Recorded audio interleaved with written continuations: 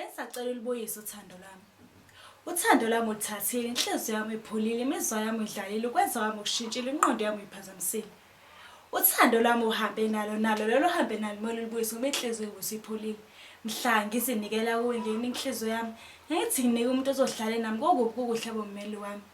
Sondela lapha phela kuhlebele ngikutshente ebuhlungu engizwa ngawe. Bekubuhlungu ukuthi bewuhleli nami kanti wena sewuthandwa kwenye indawo. Lapho mina ngiloko ngithi angisayi indawo. Nalapho uzosuthanda khona bazokushiya phela nosuthanda ngenhliziyo ezimbili. Khumbula, phela nawe ukazi wayibuyisa yami inhliziyo. Ngaphansi kwesifuba sami kunesikhala sothando lolo na ohlile ukunginika lona. Wahlilwa ukuphatha kahle imizwa yami.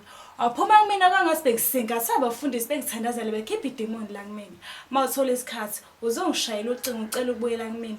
Nami bese ngiyakwamukela ngokukhunja ukuzethoba. Hayi ngoma nakho ngizobe ngikuthanda cha.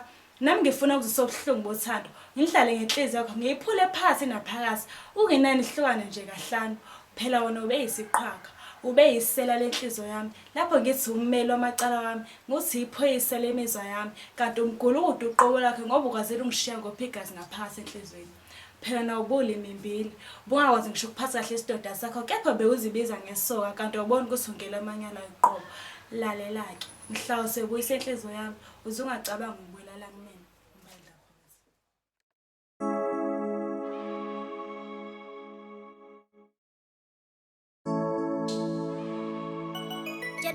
Genocide, pay with them now.